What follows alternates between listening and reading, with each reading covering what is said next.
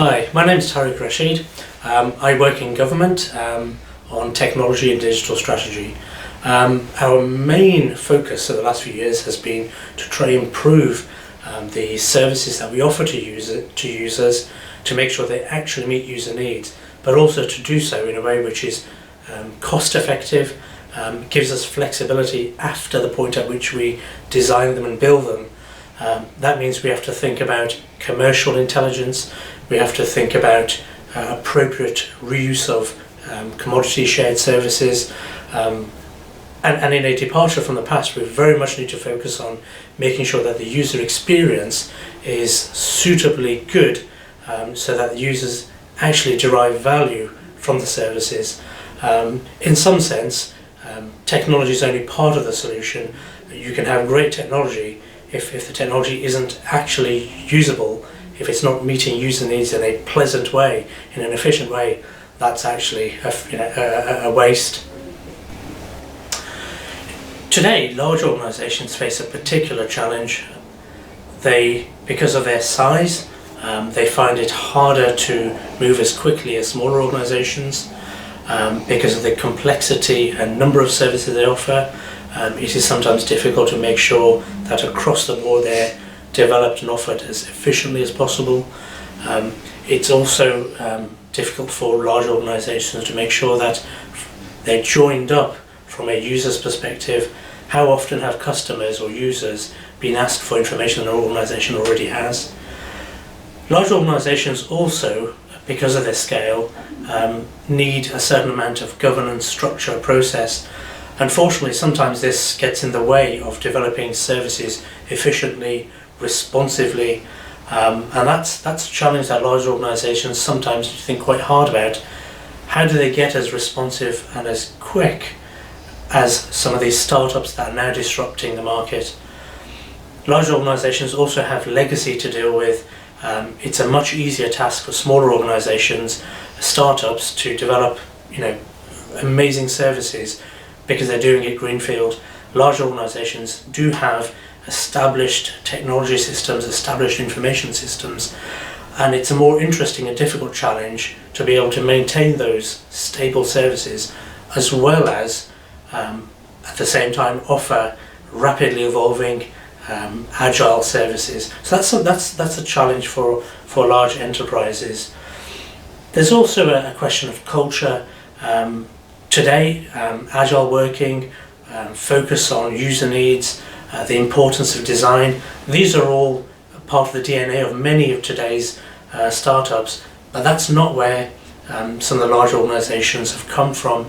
So there's a cultural evolution that needs to occur. So given some of these challenges that large organisations, enterprises face, how do we go about developing strategies which are effective in the 21st century? In my experience, working across a number of organisations, I've come to the conclusion that there are 4 things we need to get right. Number 1, we need to focus on users and user needs, and I'll talk about that a little bit more. Number 2, we must start small and grow from there.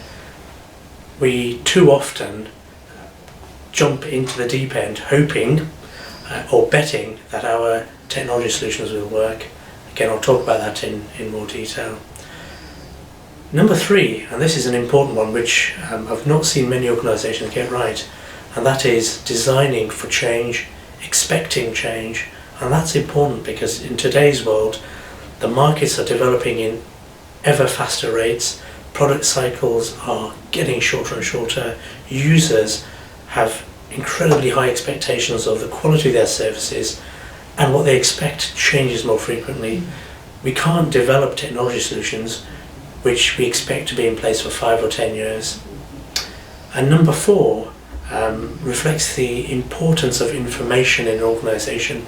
At the end of the day, technology is just technology. The most important asset in an organisation is its information, its corporate memory, its understanding of its products and its users. So let me say a little bit more about each of those 4 points.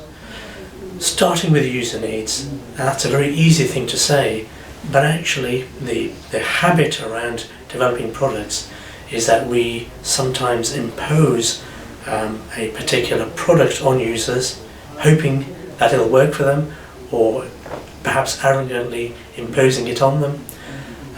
We sometimes impose existing processes, existing bureaucracy on our users, effectively working from the organisation out to the user. We need to turn that around. We need to place ourselves in the shoes of the users and understand what it is they need to get done. Users don't really care what happens inside our organisations. They shouldn't have to care. We need to provide them with a joined up service that makes sense for them. And to do that, we need to understand, get under the lid of what it is that they want to get done. And that's actually a particular skill, which is why you'll find many organisations recruiting user researchers. It's a very specific specialist skill to understand what it is they want. Once we've understood what users want, we need to be able to prioritise those needs in terms of whether the organisation wants to play in that marketplace, whether it wants to meet that need. And that gives us some structure and some priority around developing services, developing solutions, and allocating resources to them. Now I pause a moment there because this might sound kind of obvious, but my experience across many organisations is that actually in the enthusiasm to get stuff done, that becomes lost, and we end up spending time and money developing things for users which actually weren't required. Number 2 was around starting small and growing, starting small and iterating. It's almost a fantasy to think that on any particular day we understand to the nth degree of detail what users want. We don't. The reality is that we misunderstand what users want. Within project structures we miscommunicate. Sometimes users haven't actually understood themselves what they want. So the best thing to do is to start small, dip your toe in, if that works, dip your ankle in, if that works, go a little deeper. And that's important because it allows you to feel your way to a solution rather than having to bet up front, with large sets of specifications and requirements, what the user might need or what's going to work for them. The Agile approach matches this really well, but even before the word Agile became popular, it's a sound engineering principle that we establish feasibility, we try products, we try technologies, we minimise the risk of delivery, the risk of actually technical risk that things may or may not work, build our confidence and grow from there. There's an interesting element to that, particularly for those of us who care about spending money. Iterating means that we delay our commitment to any particular contract or particular technology or buying licenses, and that's a great way of making sure that we only spend money and make commitments when we absolutely have the confidence to do so. Number 3 is my favourite one, designing for change. Too often we in our enthusiasm we build a service, we design it, and we fire and forget it. But the reality is that users needs change, new needs emerge, new systems may want to connect with our systems, parts of our solutions may need to change in future. Not only looking inwards in terms of the marketplace, the market is rapidly changing, hosting costs are going down huge amounts every year, new products are evolving. The choices we make today are likely going to be out of date in 2 years' time, in 1 year's time, so we need to be able to design for change. That means designing for technical change, and we need to make sure that our commercial design around those solutions enables that change. In the most part, this means designing in modular ways. It means breaking down big monolithic solutions into smaller pieces, each with their own commercial wrap. This is enabled through open technical standards. Open source is particularly good for designing modular solutions. And number 4, finally to say a few words around information. At the core of our organisations is information. Our technology might be interesting and it might be fun to develop, but actually our knowledge and understanding about our services and our users is information, and we must be sure that we don't develop those in silos.